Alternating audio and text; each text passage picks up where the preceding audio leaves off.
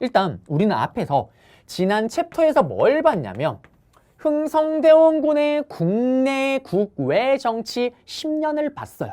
그리고 국내에 그런 혼란스러운 상황이었기 때문에 흥성대원군이 세국 정치를 할 수밖에 없었겠구나. 그리고 서양가에 그런 스토리가 있었기 때문에 흥성대원군이 서양을 싫어할 수밖에 없었겠구나 라는 걸 이해할 수가 있었을 겁니다.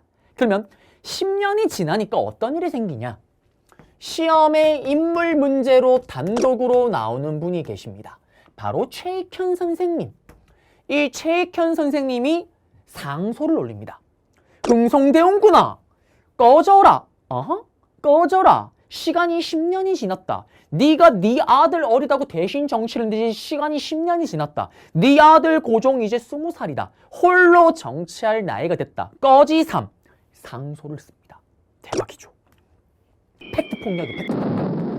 흥성대원군이 할 말이 없잖아요. 정말 팩트폭력입니다. 그러면서 흥성대원군이 이 최익현의 상소로 하야를 하게 됩니다. 저는 최익현 선생님을 참 좋아해요. 정말 원칙주의자이자 진정한 보수파죠. 자, 이분은 얄짤 없는 사람입니다. 융통성 제로예요. 있는 그대로 보고 움직이는 분입니다. 예를 들면 그런 거 있잖아요. 우리 학창시절에 담임 선생님이 야 운동진 반장, 네? 자습할 테니까 반장, 네가 애들 조용히 시켜. 아하? 선생님이 떠나자마자 어떻게 돼요? 학생들이 책상을 집어던지고요. 의자를 집어던지고요. 하늘을 날아다닙니다. 엉망진창이에요. 그때 저도 같이 책상을 집어던지고 같이 놀고 있습니다. 그러다가 선생님 오기 한 5분 전에 야 친구들 자. 선생님 오기 5분 전 5분만 조용하자. 그런데 어떻게 계속 던지고 있는 애들이 있어요. 어쩔 수가 없습니다. 그들의 이름을 씁니다. 그러자 친구들이 야 동진아 좀 지워줘 한 1분 남겨놓고 제가 어떻게 할까요? 그래요. 공범이기도 하지만 제가 그래 알았다 지워주죠. 이런 반장이 있는 반면에 또 이런 반장이 있습니다. 아마 여러분 다 분명히 한 번쯤은 겪어봤을 거예요. 반장 자습시켜. 네. 책상 던지자마자 던진 놈 누구누구 떠든 놈 누구누구 자는 놈 누구누구 그리고 어떻게? 야 반장 좀 지워줘. 잤잖아. 떠들었잖아. 책상 던졌잖아. 말만 들어도 짜증이 확 납니다. 분명히 그런 반장이 있어요. 최익현입니다. 원칙주의자 보수주의자죠. 그러면서 흥성대원군이 하야를 하면서 이제 어떤 일이 생기냐? 바로 고종 임금이 친위 정치를 하게 되는 고종 친정이 스타트되는 거예요. 근데 또 문제가 있습니다. 제가 항상 얘기를 하잖아요. 정치는 무슨 싸움? 쪽수 싸움. 내가 아무리 전교 1등 잘생기고 전국 1등 공부를 하면 뭐합니까? 반에서 왕따면 힘이 있다 없다 힘이 하나도 없죠. 발언권이 하나도 없는 거예요. 지금 문제가 뭐냐면 고종이 친위 정치를 하는 건 좋은데 중앙 정계에 있는 사람들은 다 누구예요? 아버지 쪽 사람이잖아요. 자기 사람이 하나도 없는 거예요. 그래서 어떻게 하냐? 자기 와이프 명성황후 쪽 사람들을 땡겨옵니다.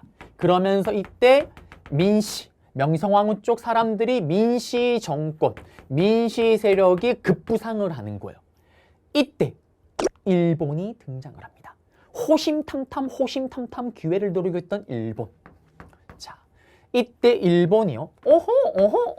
일본이 등장을 해요. 자, 그러면 또 일본이 되어줘야 됩니다. 그래요. 일본이 등장을 합니다. 일본이 동해안에 배를 띄워요. 어떤 배를 띄우냐? 시험에 나오는 배를 띄웁니다. 운요호라는 배를 띄워요. 배를 띄우고 동해안에서 또 대포를 뻥뻥뻥뻥뻥뻥 쏘면서 강화도로 옵니다. 그러면서 이런 얘기를 하죠. 고종 대포 뻥뻥뻥 우리 물건 사줘. 고종이 싫은데 이때 일본이 뭐라고 하냐? 만약에 우리에게 통상수교 자유롭게 상업을 할 수 있도록 열지 않는다면 우리는 전쟁을 일으키겠다라고 압박을 가요. 고종 입장에서는 참 골칫거리입니다. 왜? 이제 자기가 친히 정치를 하게 됐는데 일본과 전쟁을 한다? 그거보다 부담되는 건 없어요. 그리고 우리 조선은 일본에 대한 외교 정책이 어떤 정책이었어요? 교린 정책. 친구처럼 지내기도 하고 또 싸우기도 하고. 일본이 지금 징징댄다고 생각하고 달래주는 형태로 이들의 요구를 들어줍니다. 그게 바로 강화도 조약이에요. 이런 젠장 빌어먹을. 우리는 그렇게 허망하게 연 게 강화도 조약이고요. 이 강화도 조약을 체결함으로써 우리는 일본의 식민지로 가게 되는 큰 첫발을 내딛게 됩니다. 그러면 강화도 조약을 체결하게 됐던 배경은 뭐냐면 운요호 사건이에요. 시험에 나오면 운요호 샤랑샤랑 꿀랑꿍. 다음 사건을 계기로 체결됐던 조약에 대한 설명을 옳은 것은 강화도 조약에 대한 내용을 찾으면 정답입니다. 그러면 강화도 조약은 어떤 조약이냐? 우리나라가 최초로 체결했던 근대적 조약이자 불평등 조약이에요. 그러면 어떤 내용이 들어갔냐? 자, 일단 보시게 되면 조선은 자주국이라는 내용이 강화도 조약에 들어가요.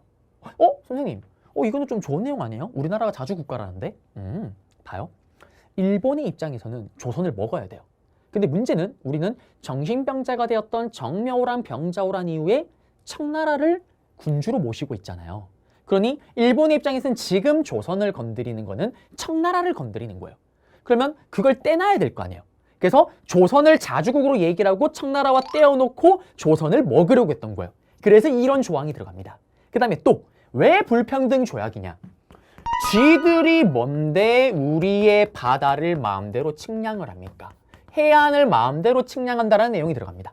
그 다음에 또 일본이 또 쥐들이 뭔데 치외 법권이라는 조항이 들어가요. 이거는 뭐냐면 치안과 관련해서 바깥의 법의 권리를 적용받는다라는 거예요.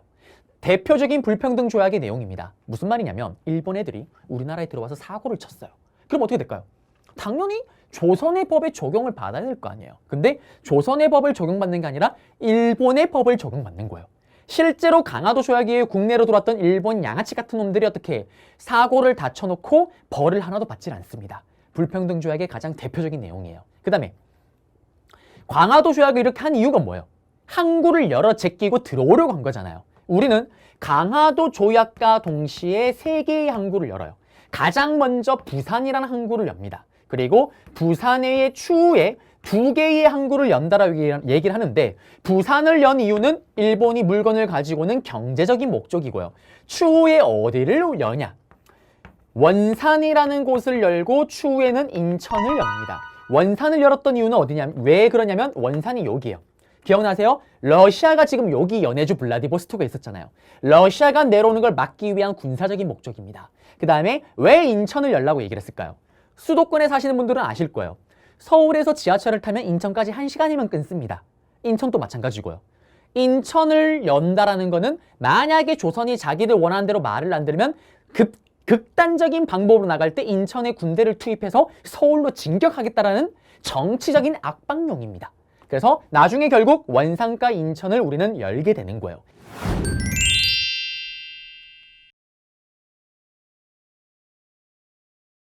이게 강화도 조약의 핵심 내용입니다. 그래서 운요 사건 해놓고 다음 조약에 대한 내용 옳은 것을 했을 때 해안 측량권이 들어갔다. 치외복권을 허용하였다. 부산에 2곳의 항구를 열기로 했다. 나중에 부산 외에 원산, 인천을 열게 되었다. 찾으면 정답이 되는 거예요.